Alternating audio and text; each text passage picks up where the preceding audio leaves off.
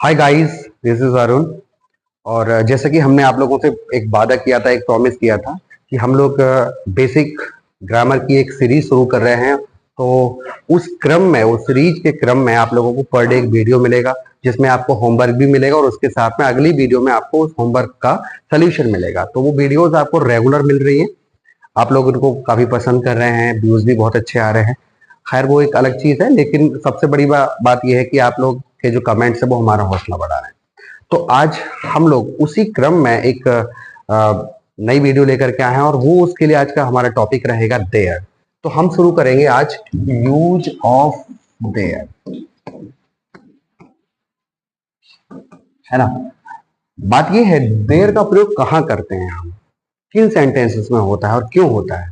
तो क्यों करते हैं हम देयर का प्रयोग? देयर का प्रयोग दरअसल हम ऐसे सेंटेंसेस में करते हैं जिनमें कोई रियल सब्जेक्ट ना हो, मतलब जिनमें सब्जेक्ट ना हो, जिनमें कोई एक्शन वर्ब ना हो। अब आप कह रहे हो सब्जेक्ट नहीं हो, तो कैसा सब्जेक्ट नहीं हो? अगर सब्जेक्ट की बात करें तो वो सब्जेक्ट आपका डूअर नहीं होना चाहिए। चलिए देखें किस तरीके से। ऐसे सेंटेंसेस जिनमें सब्जेक्ट ना हो,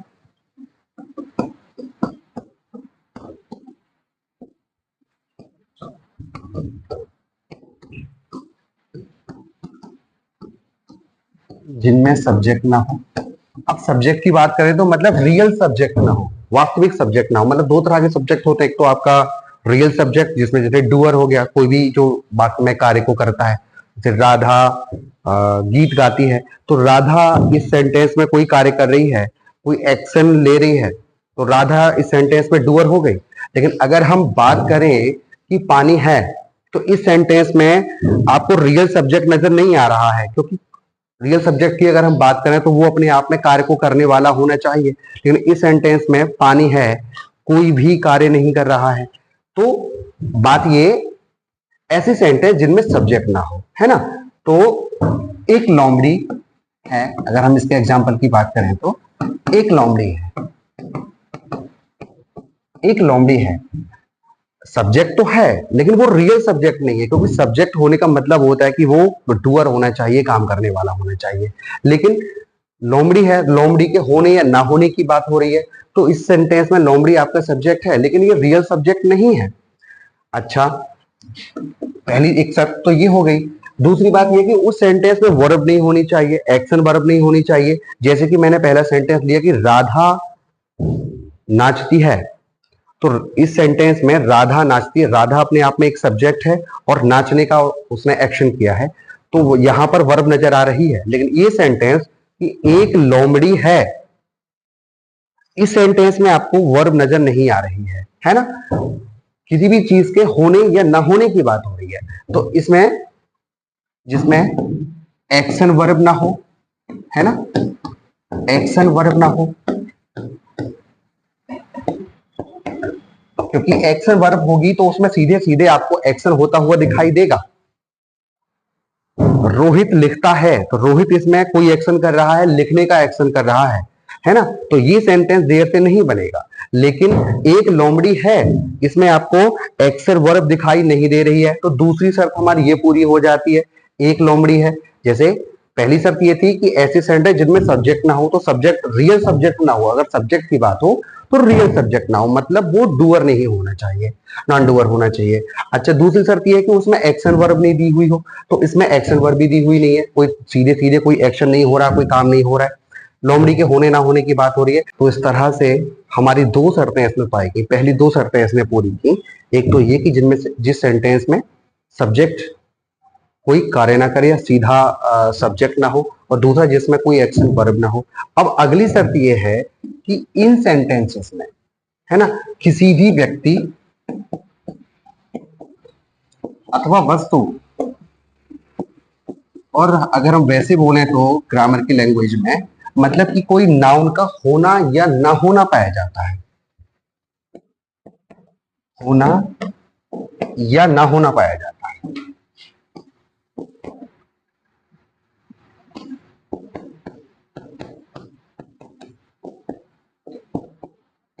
तो देखिए, आप इसको समझिए। एक लोमड़ी है, इस सेंटेंस में हमारी तीसरी शर्त भी पूरी हो रही है किसी भी वस्तु या व्यक्ति का होना या ना होना पाया जा रहा है। और भी एग्जांपल ले लेते हैं हम। एक कुआं है, तो कुआं भी अपने आप में एक नाउन है, तो यहां पर कुएं के होने या ना होने की बात हो रही है, ये शर्त पूरी हो रही है। इसके अलावा इस सेंटेंस में एक कुआं है, इस सेंटेंस में कोई सब्जेक्ट भी कार्य नहीं कर रहा है। अगर वास्तव में देखें तो इसमें रियल सब्जेक्ट नहीं है, फॉल्स सब्जेक्ट है, फेक सब्जेक्ट है। दूसरी शर्त है हमारी, इसमें कोई एक्शन वर्ब भी नहीं है। एक कुआं है मतलब कोई भी डायरेक्ट काम होता हुआ, कोई एक्शन होता हुआ दिखाई नहीं दे रहा हो, नहीं दे रही है। जैसे कि खेलना, पढ़ना, हंसना, कूदना, भागना, दौड़ना, ये सारी की सारी हमारी एक्शन वर्ब्स हैं, वो भी होते हुए दिखाई नहीं दे रही हैं। तो इस तरह से ये तीन शर्तें हमारी पूरी हुई। और अगर वास्तव में देखा जाए तो इन सेंटेंसेस में ये हमारे इंट्रोडक्टरी सब्जेक्ट का कार्य करता है। इंट्रोडक्टरी सब्जेक्ट का कार्य करता है, अगर सब्जेक्ट का कार्य करता है। अगर देखा जाए तो इंट्रोडक्टरी सब्जेक्ट क्या है, मतलब वो कोई कार्य तो नहीं करेगा, वो सिर्फ सब्जेक्ट के इंट्रोडक्शन के लिए वाक्य में आता है। जैसे एक लोमड़ी है, ये जो हमारा सेंटेंस है एक लोमड़ी है, इस सेंटेंस में सब्जेक्ट के इंट्रोडक्शन के लिए आएगा, तो मतलब उसका परिचय कराने के लिए आएगा। वो वास्तव में अपने आप में कोई कार्य नहीं करता है, सिर्फ उसके इंट्रोडक्शन के लिए आता है। एक लोमड़ी है, तो इसका जो ट्रांसलेशन होगा वो इस तरीके से होगा, देयर इज अ फॉक्स। ठीक है, तो देयर जो है इन सेंटेंसेस में सिर्फ एक, इस सेंटेंस में एक इंट्रोडक्शन कराने के लिए आया है। और किसका परिचय कराने के लिए आया है? नाउन का, है ना, वास्तविक सब्जेक्ट का। मतलब जैसे हमने बताया कि इनमें कोई रियल सब्जेक्ट नहीं होता है, तो ये उसका परिचय कराने के लिए आया। चलिए आगे चलते हैं इसमें हम। तो इस तरीके से इसमें हमारी कुछ शर्तें पूरी हुई। इसमें अगली बात ये होती है, इन सेंटेंसेस में देयर का अर्थ वहां नहीं होता है। जब देयर का प्रयोग एज ए सब्जेक्ट होता है, एक इंट्रोडक्टरी सब्जेक्ट के रूप में होता है, तो देयर का अर्थ वहां नहीं होता है। हम पिछले से एग्जाम्पल को ही लेते हैं।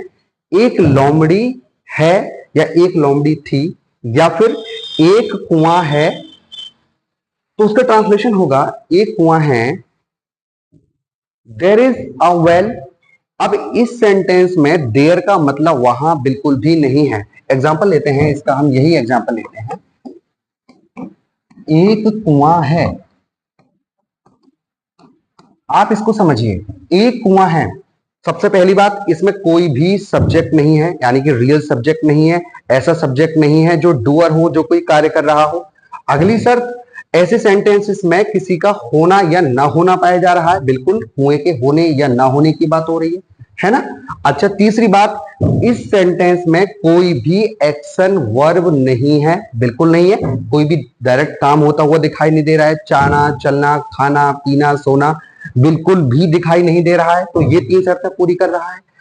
तो अब इनमें अगली बात ये है कि इन वाक्यों में देयर का अर्थ वहां नहीं होता है। जब देयर का प्रयोग एक इंट्रोडक्टरी सब्जेक्ट के रूप में होता है, तो देयर का मतलब वहां नहीं होता है। इस एग्जाम्पल को लेते हैं हम। एक कुआं है, देयर इज अ वेल। एक कुआं है, इन सेंटेंसेस में यानी इस वाक्य में देयर का मतलब वहां नहीं है। अब अगर इस वाक्य में वहां आ जाए तो फिर कैसे करेंगे? लेते हैं इस तरह के एक एग्जाम्पल को भी। वहां एक लड़का है, वहां एक लड़का है। अब यहां पर वहां अलग से दिया हुआ है, तो आप इसको उठा करके बिल्कुल अलग रख दीजिए। आप शुरू करेंगे एक लड़का है, जिस तरह से आपने एक सेंटेंस बनाया है इससे पहले वाला, एक कुआं है, ठीक वैसे ही आप अगला सेंटेंस बनाएंगे एक लड़का है। हालांकि सेंटेंस ये है वहां एक लड़का है, फिलहाल हम वहां की बात नहीं कर रहे हैं, हम कह रहे हैं एक लड़का है। तो बनाइए बिल्कुल वैसे ही बनेगा, देयर इज अ बॉय।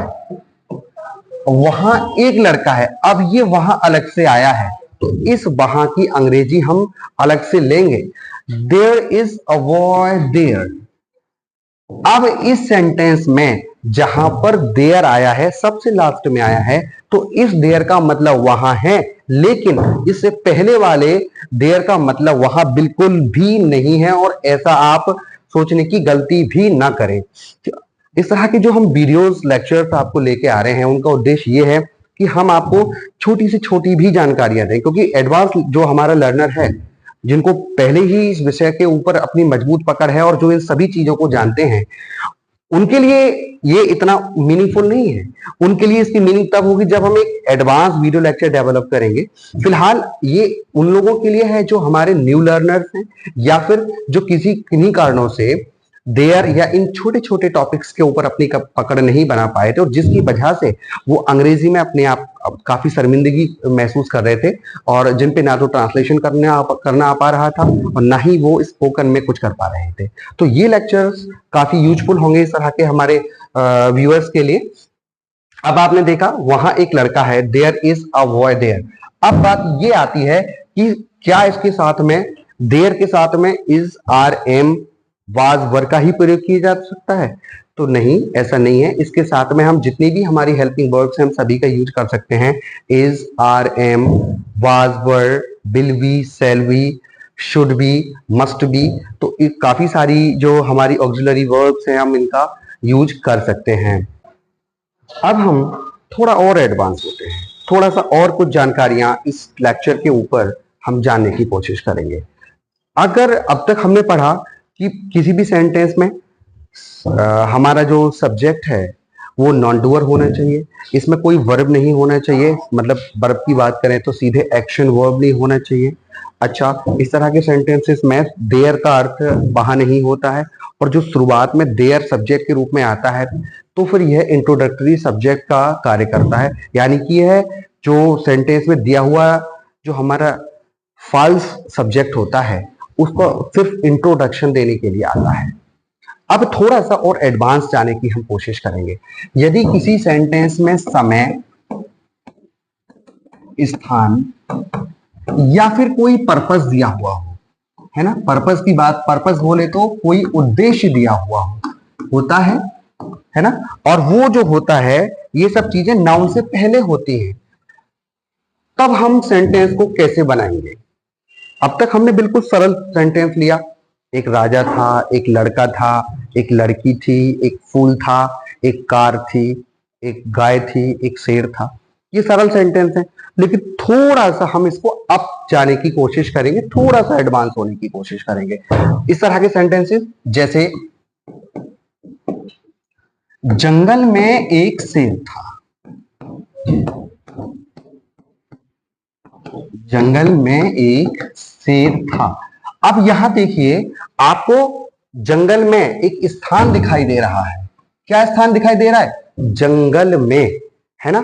अगर हम इस पूरे सेंटेंस की बात करें, जंगल में एक शेर था, यहां से यहां तक एक पूरा सेंटेंस है, लेकिन वैसे अगर हम इसको देखें तो आप जंगल में को हटाकर अलग रख दीजिए, तब आपके पास सिर्फ एक ही पार्ट बनेगा, एक शेर था, यानी कि किसी के होने या ना होने की बात हो रही है।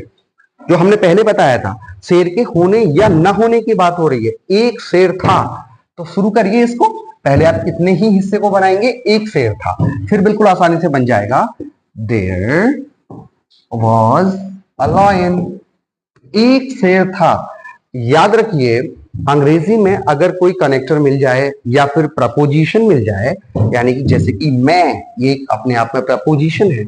जब इस तरह से हमें कोई प्रपोजिशन मिल जाता है अंग्रेजी के किसी भी सेंटेंस में, चाहे वो कितना भी बड़ा सेंटेंस हो, तो हमें डरना नहीं है। वहां से सेंटेंस को हम बिल्कुल ठीक, यानी कि उल्टा लेना शुरू कर देते हैं।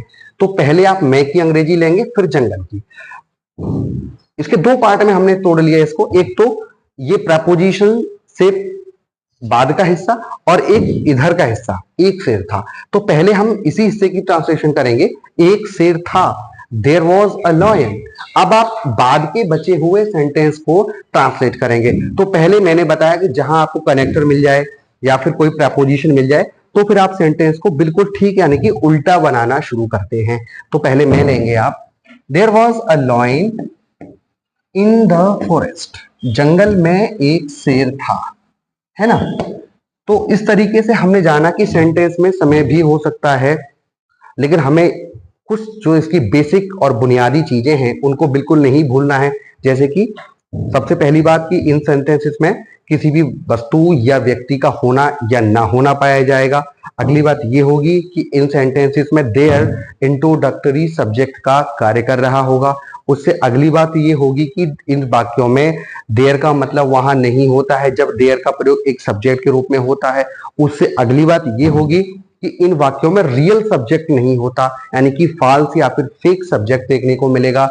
फॉल्स या फेक सब्जेक्ट की बात करें तो वह सब्जेक्ट जो स्वयं कार्य नहीं करता है। इस सेंटेंस में भी एक शेर था, शेर है तो सब्जेक्ट, लेकिन ये एक नॉन डूअर टाइप का सब्जेक्ट है जो खुद कोई काम नहीं कर रहा है, जिसके बारे में इंफॉर्मेशन तो मिल रही है कि कोई शेर था, कोई था, किसी के होने ना होने की तो बात हो रही है, लेकिन इसमें कोई डूअर सब्जेक्ट नहीं है, यानी कोई काम करने वाला सब्जेक्ट नहीं है। तो ये सारी जानकारियां मिलेंगी। अच्छा, उससे अगली बात ये होगी कि उसमें आपको कोई रियल वर्ब, एक्शन वर्ब नहीं दिखाई देगी, कोई काम होता हुआ दिखाई नहीं देगा। तो इस सेंटेंस में भी ये सारी शर्तें पूरी हो रही हैं। ठीक है, अगली चीज है कि सेंटेंस में आपका समय भी हो सकता है।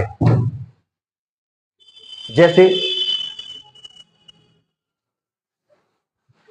एक बार की बात है, एक जंगल में एक शेर था।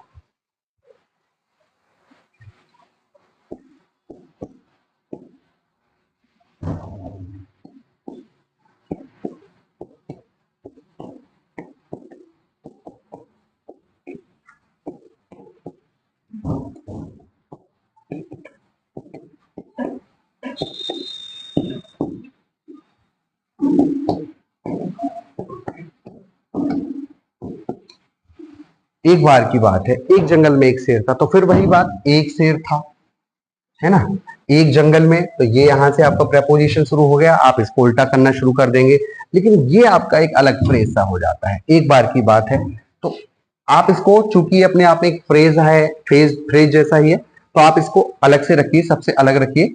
एक बार की बात है, once upon A time,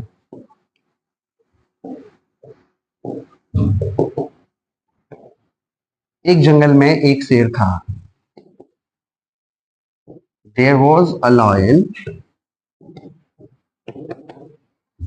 in a forest. बहुत एक बार की बात है, एक जंगल में एक शेर था। तो इस तरीके से हमने इसमें समय को भी सीखने की कोशिश की। कुछ और एग्जाम्पल लेंगे हम, ताकि इस टॉपिक के ऊपर हमारी पकड़ और बढ़िया से मजबूत हो सके। ये और एग्जाम्पल्स हमने लिए हैं जिसमें हम शाम के साथ में इसको बिल्कुल क्लियर करेंगे। शाम को एक पार्टी थी, तो आप फिर से समझिए इसको, शाम को एक पार्टी थी। तो आपका सेंटेंस सिर्फ इतना ही है, कोई कनेक्टर है, इसकी बात छोड़ दीजिए आप। एक पार्टी थी, फिर बनाइए, बहुत आसान है आपका। तो देयर वॉज अ पार्टी, एक पार्टी थी आपकी शाम को। शाम को there was a party in the evening. In the evening का मतलब शाम को। हमने बताया कि जैसे ही आपको ये प्रपोजिशन या फिर कोई कनेक्टर मिलता है तो आप वहां से ठीक उल्टा चलना शुरू कर दीजिए। तो एक पार्ट तो ये हो जाता है हमारा, एक पार्टी थी, और इसी का दूसरा पार्ट हो जाता है शाम को। और शाम को की सबसे बढ़िया तरीका यह है कि जैसे ही हमें कोई प्रपोजिशन या कनेक्टर मिलता है तो हम ठीक उल्टा चलना शुरू कर देंगे, को यानी कि शाम के समय। तो इन द इवनिंग, है ना, एक पार्टी थी। तो इस तरीके से ये हमारा टाइम क्लियर हो रहा है। अगला सेंटेंस है, रात में एक फंक्शन था, या रात में फंक्शन था। फंक्शन था, तो देयर वाज अ फंक्शन।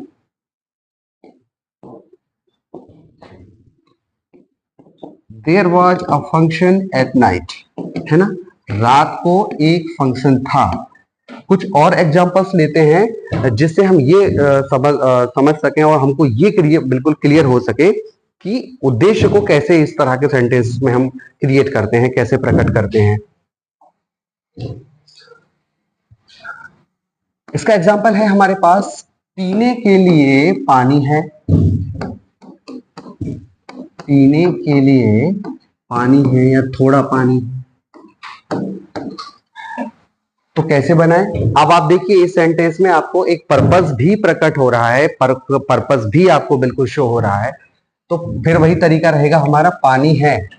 इस सेंटेंस में कोई रियल सब्जेक्ट नहीं है, इस सेंटेंस में कोई एक्शन वर्ब होती हुई दिखाई नहीं दे रही है, इस सेंटेंस में किसी भी वस्तु या व्यक्ति का होना या ना होना पाया जा रहा है, और वो वस्तु है, वो नाउन है, पानी। पानी का होना या ना होना पाया जा रहा है ना।